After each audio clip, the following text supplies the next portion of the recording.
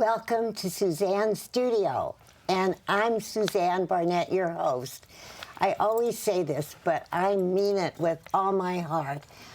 My guest is so fabulous. Her name is Gisela Zebroski, and Gisela is so talented, and she's a very challenging young woman, and she's dynamic. I had a bit of trouble deciding exactly what our subject was tonight because Gisela is so multi-talented. She is an author of 2 books, and one is about to be published, her 3rd. And Gisela is now a public speaker. And furthermore, she keeps reinventing herself. So she's a perfect guest. We could always do something different. Gisela, welcome, my dear. Thank you, Suzanne. This is a real honor for me to be here again. It's my 3rd time around over the past 10 years. In the meantime, I finished one. I had the first was finished. The second book was finished the last time I was here, and now I'm almost finished with my Selfie Sideways, which is going to be a combination of all the previous 2 books and just my point of view on the things that I experienced in my very long life, and definitely adventurous. I would say. Life. I would say. Well, let's tell. Well, first of all, the subject is the 1945 Berlin Airlift. Is that right? Close, 48. Oh, 48. 45 is something different. Yes, that was the end of the war. Oh, that's it. That's it. Anyway, so tell about that. So in 1948, Stalin had always been harassing the Americans and all the Western people in West Berlin. The border was nothing but a street, and so they encroached. They would go back and forth. And one nice day, Stalin decided that the moment had come for him to make his move and take all of Berlin. Well, by doing that, in order to do that, he blocked all land access routes to the city. Berlin is in the middle, in the heart of the Soviet Union, not Soviet. Sorry, of the Soviet-occupied Germany. And in order to get to Berlin, they had to pass through Soviet territory. Well, when they blocked the access routes, there was no way anybody could come through with food, supplies, anything. We're talking about 2.3 million people, plus, in comparison, it's really nothing but 6,000 American dependents and troops. But in comparison, the Americans in Germany had 80,000 troops, which seems like a lot, but when I'm going to tell you that the Russians had 2.5 million, then that looks like a very small number. And they had 5 million in and around Berlin. So it took absolutely no guesswork to figure that they would not let any American have a chance. So there was the talk, well, we should just evacuate the dependents and our troops. But then Truman said, no way, because that will give them the impression we are retreating. And the big danger was that it was not just giving up Berlin. Who would protect Western Germany? It isn't about Berlin. It isn't about the Germans. Truman said, I'm not going to surrender what American men fought and died for. And I'm not going to be bullied by Stalin. So he said, we shall stay. And that is how the Berlin Airlift came about. It is amazing that it survived. It is amazing that it came about at all, because Washington was totally against it. They got practically no support. Truman stood all alone by himself, and he was running an election on which he was on the losing side. Thomas Dewey was the winner, and they already practically proclaimed him a winner. And nobody, absolutely nobody in the United States wanted to hear anything about supporting Berlin or anything, or get out of Europe and just, we're done with the war. And they had practically released all the troops.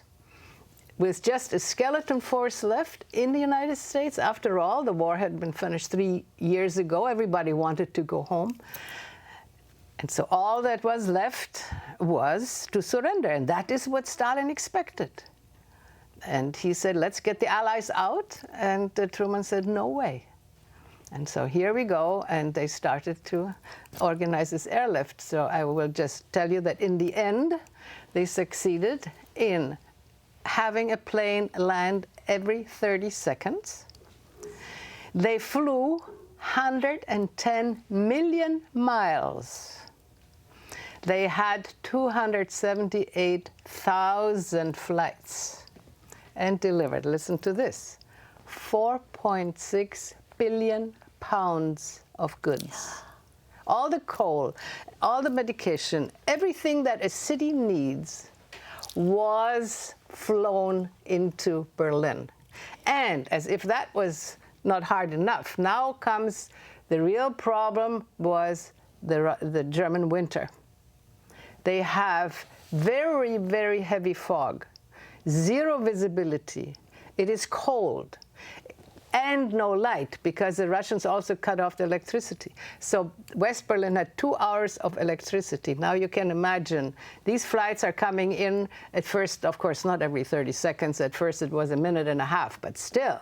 They had to get, first of all, find the airfield. Then they had to move right on so that they got into the loading territory, and then the next comes right in, and so on. If anyone backs up, you have an accident.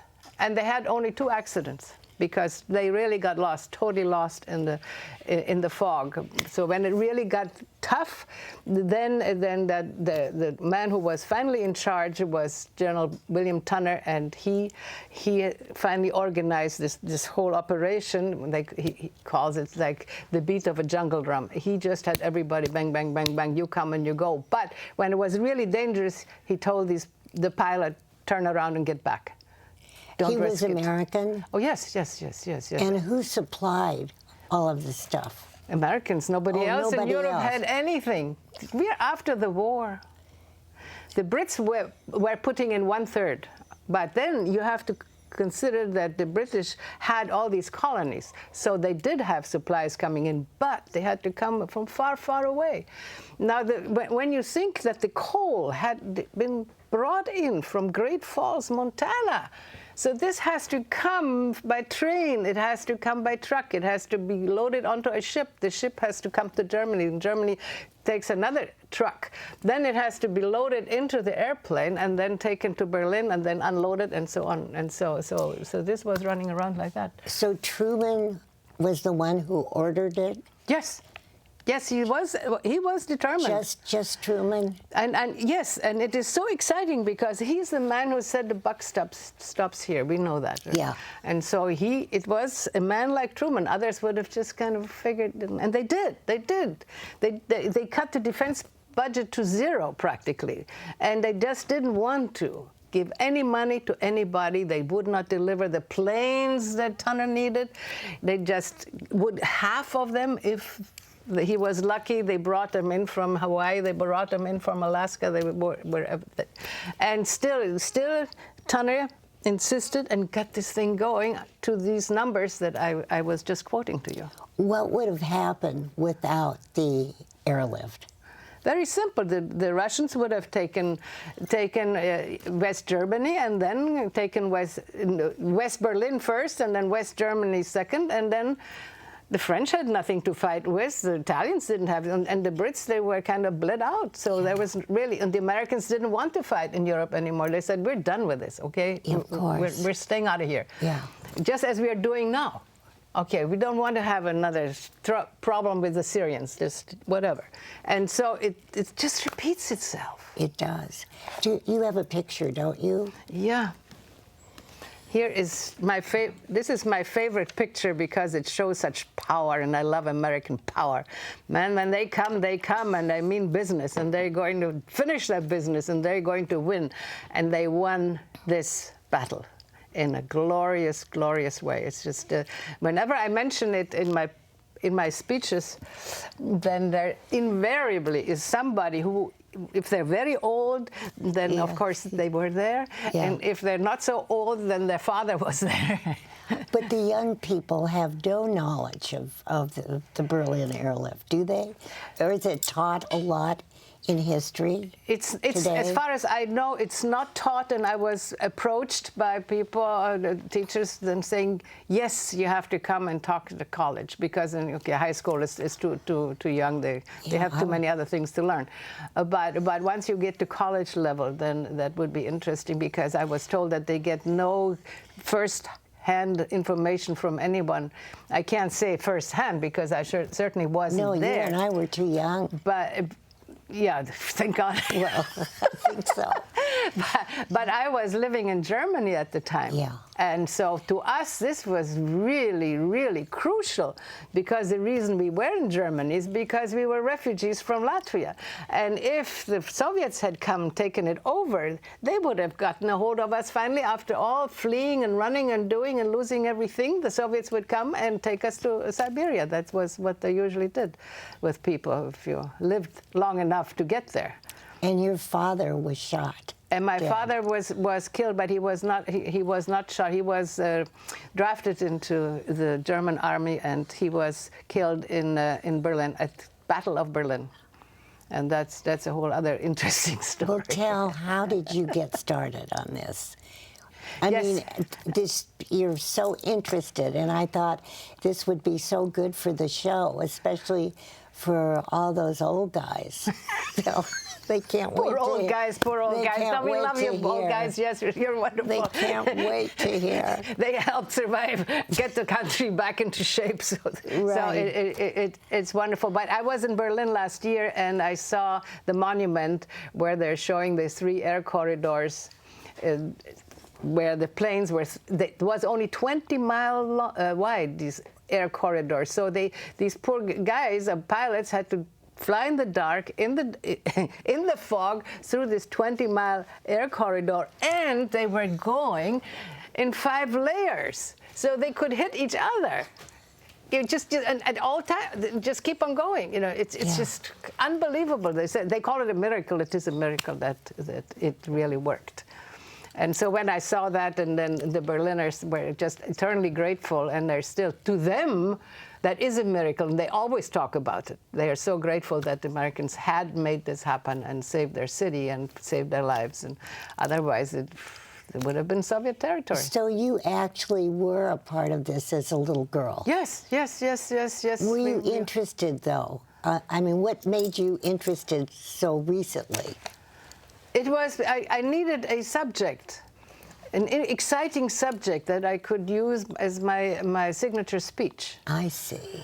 And this was just turned me on so much. The more I learned about it, I thought, well, if it turns me on, it should turn on all the other people who were in it. They should, applaud themselves. Hey, we did it. We should be so proud that this was done. And that is ultimate victory. Because in 1949, on the 12th of May, suddenly Stalin threw in the towel and lifted the barrier and just pretended as though nothing had happened. Well, we fixed the roads. You can go now. Wow. But he was really big-time loser, because, first of all, NATO was then organized, and the United Nations was organized, and the Marshall Plan was put in action. And the Russian veto no longer mattered, because up to that point, there was Stalin's veto stopped everything, and from that time, they didn't care. He no longer had much of a voice in anything. But communism is no longer, right? Right. Yeah. Tell about your books, your 2 books, and then towards the end of the show, I want you to tell the audience what I found out about you. Well, I've known you for how many years? 15, I would say. Yeah. Long time. No, but the fact that another reason I wanted to present you to our wonderful audience is I can't get over your attitude of life. And you were homeless. You were an immigrant. And you have such a positive outlook, and I want you to tell us why. First of all, being an immigrant and a refugee and all that is a life of total adventure. You never know what will come the next 5 minutes. You're always hungry, you're always cold, and you're always looking for something. You're focused, you're so totally focused. So every day is really exciting. And after I came to the United States, and the first year was still exciting, and I traveled all around, looked at everything. But then it got dull. Then I had a house and a car, and went to work, and everything was so nice. So is that everything? Is that it? Yes, that was it. And that's when I got excited about writing. So since my life, I'm married and all, is rather dull, I will relive what I had done and lived before. And so I started to write, which is now the Mephisto Waltz. But then as I got going with that, I figured it doesn't make sense unless I start at the beginning. And the beginning was the revolution. So I start prior to the revolution, what our family was like and how they lived in Russia, in the old Russia, and then the revolution and how they became pariahs and how they had to leave from Russia and got to Latvia, because I had to explain what were we doing in Latvia, because my parents had come from Russia, but we are Baltic Germans. And ethnic Germans are all over the place, and so my people had lived there for centuries. Actually, Baltic Germans have been in Latvia for 700 years, and my family kind of comes from there. So I had to do that, and as I got into it, and I got into the research, and I interviewed my mother and all the relatives that I could find and friends, just before they died. That was so lucky, because my whole writing career took forever, because I had to learn English first and had to learn how to write. And your English is so perfect. How old were you when you came here? 19. 19. But I just thought that I had to do it. I wanted to, and I would not waste time learning the language without doing my work. And so fortunately, I did all these interviews while these people were still alive. So then when I got around to the point where I could write, I had all that material. And I just went crazy. It was, yes, that's what Mama, and hearing your mother's voice 20 years after she has died, now that's an experience. It's as though she's with you. Amazing. And she had to bring up how many of you children? 5. Without the dead husband. Yeah. But my mother was a trooper. She was an adventurous. She also, I inherited that from her, because to her, every day was an adventure. She never got around to crying. Only when people insulted her, then she would cry, but mainly out of anger rather than of sorrow. Yeah. And she was just out there using her charm and using her energy, and just kept us going. It was her attitude. There's nothing to cry about. The word never even came up that this could be a tragedy. But you were out in the streets. Yes. To children. But she saw us already in California, even though the chances of going there were 0. Yeah. But that didn't bother her in any way. No. We are going, and that's all there is to it. And so we eventually did. It took 10 years more, but we did. And that's what taught me, if you believe in something and really stick to it, and meditate. Now Deepak Chopra tell about that. Taught me how you can make every wish come true is by focusing and meditating.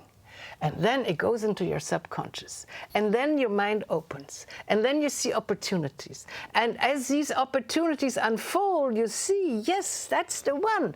That'll take me another step forward, another step forward, another step forward. And finally, I can't believe it. I'm here. It works. It really works. You have to believe in yourself.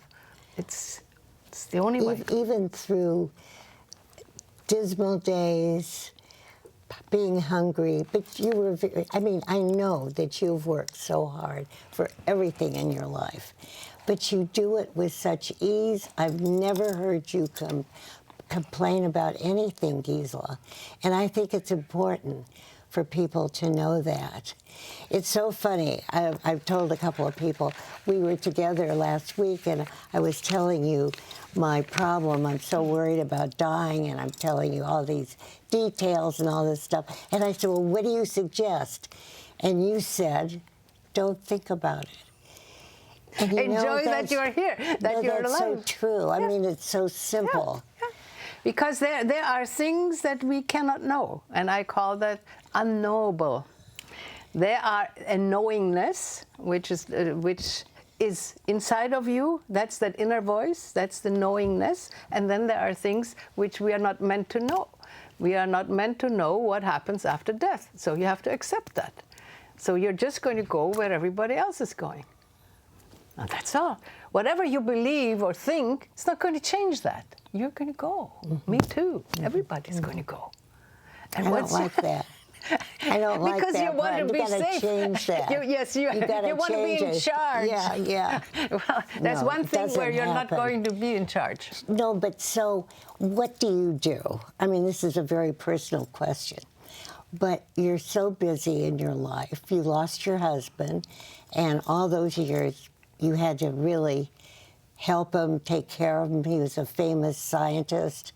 What was that like? It was a job. Yeah.